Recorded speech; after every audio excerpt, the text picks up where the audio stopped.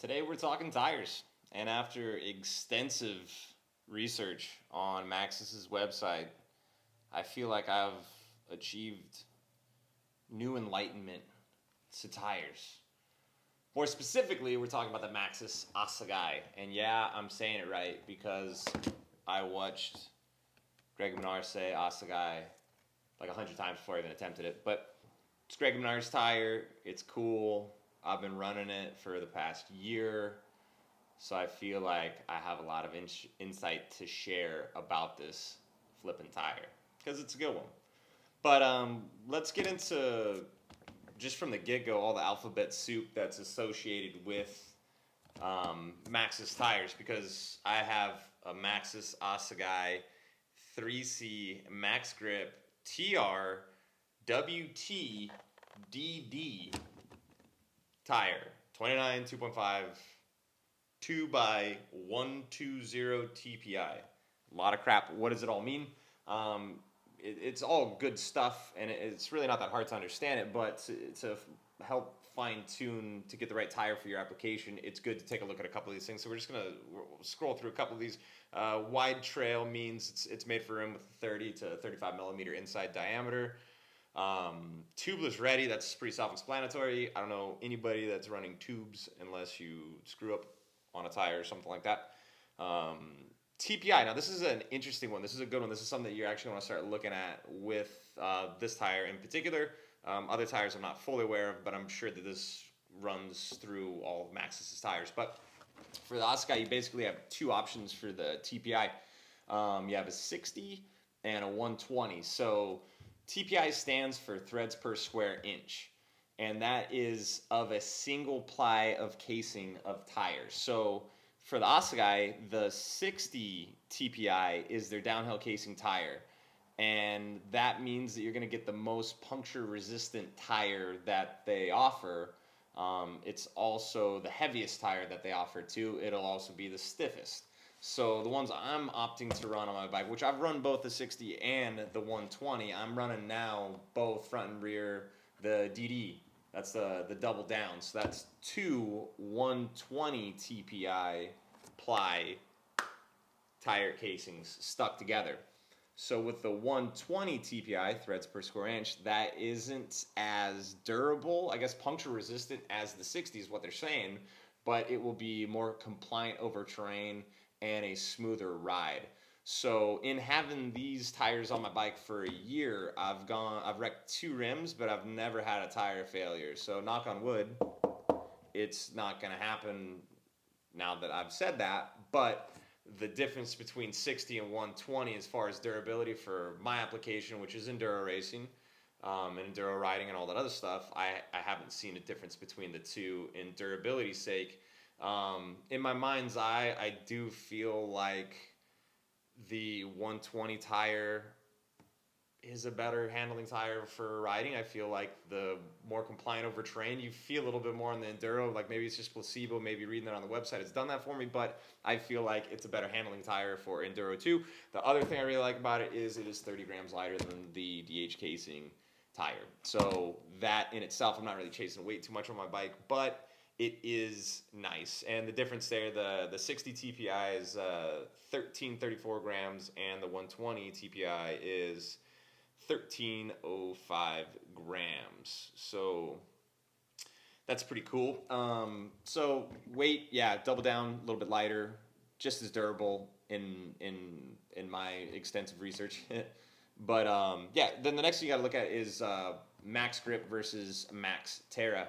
So anything that says 3C on it means triple compound.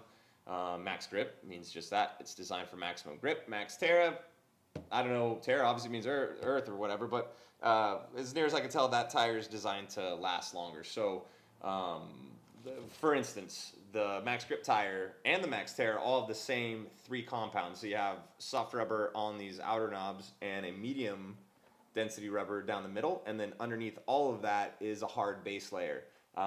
The Max Grip has more of the soft and medium compound than the Max Terra. The Max Terra, you're going to get onto that hard base layer sooner. And this tire does wear down pretty quick. The MAXX Grip is not the longest lasting tire I've ever put on my bike. And when you get into that hard base layer, the characteristics of the tire greatly change. I mean, it can hold up, and in the rear, it's not as bad. Up front, it's very noticeable. And when I start to lose, that soft stuff on the front knobs, the tire, I work it to the back, and I get a little bit more life out of it as a rear tire. So I've actually never run the Maxx Terra on the Assegai, just because my whole purpose to running this tire is I'm trying to get as much traction as I possibly can in the most flat resistant package that I possibly can too. So the other thing is you got 3 separate puncture technology options too, and as we went over, you got the 60 TPI, the DH casing, the heaviest, most puncture resistant, and the most stiff. Number 2 would be the 120 TPI double down casing. That's lighter than the DH, maybe less puncture resistant, and more compliant over terrain. And then the third option you have is the EXO. I'm assuming that is EXO, and it's the lightest option. I think you're down to like 1,000 grams or something like that. But I kind of give the analogy of it's kind of like the Michelob Ultra of tires. I really don't think you would be running this aggressive of a tire and chasing weight all that much. I think if you're chasing weight that much, you're better off getting a tire that rolls better than this, and you should get the Recon or the Icon or something like that. In my humble opinion, that EXO, I really don't know what the application that would be. I wouldn't recommend it. I'd recommend a different tire, because this is a slow rolling tire that's made for grip. So fuck that shit. Figure it out. Now, tire pressure. With this, I'm running 26 to 28 up front and about 28 to 30 in the rear, and that's a little bit more than I usually or would run in other tires. But and I didn't run that much when I first put the tire on, but I've been bumping up slowly, just because I think with the more tire pressure, it keeps the tire. It makes the tire not want to fold less. I mean, you're not going to have as much flex in the tire, and that allows the soft compound to do what it should do. You have a solid base for that soft rubber to bite into the ground and give you traction. The other thing too is, like, again, it's a slow rolling tire and it's heavy, so I think running a little bit more tire pressure kind of helps out with pedal power too. And like I said, if you're racing enduro, unfortunately, you do have to pedal in those races. And while I'm not chasing weight all that much, the lighter, the double down casing tire, 30 grams lighter, and a little bit more tire pressure, I feel like I'm getting a little bit of what I lost in running a heavier type tire. And like I said, if you're not used to running a tire that is this heavy, you're definitely going to have a little bit of a learning curve. It's going to change up the characteristics of your bike. It's going to be a little bit slower responsibly.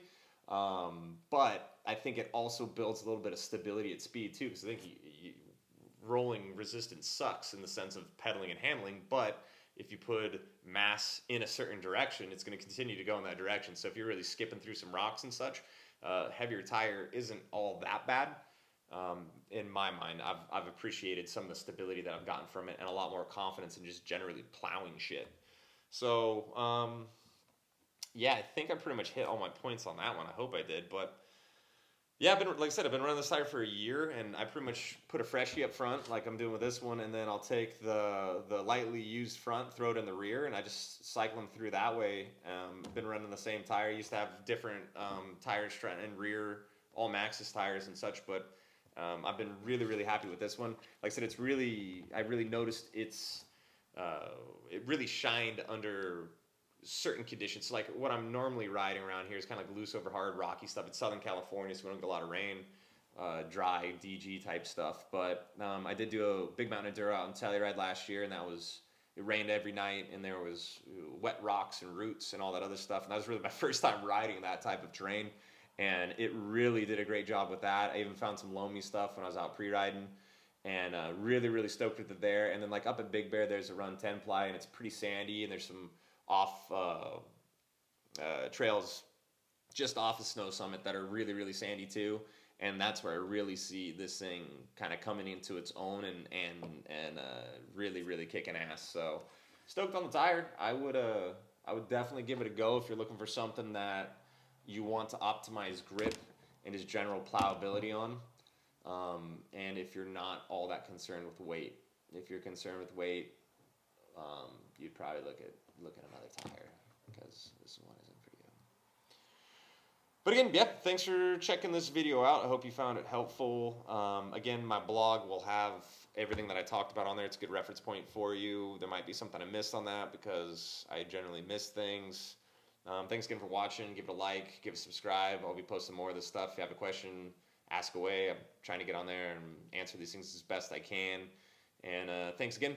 And just keep posting too, because the primary focus of my blog is going to be, I'm a strength and conditioning coach, so I'm going to try and get a lot of information up on mountain bike training. I'm compiling all that content, so it's coming. And just check back for that type of stuff, because I'm trying to make resources available to racers. There's a lot of stuff out there, some good, some bad. But I have a pretty good program, and I'm trying to compile it digitally to make it available for you guys. So make sure you're checking back, and I'm not just going to be rambling about products and all that crap. I'm going to be giving you things to make you ride better. So anyways, adios.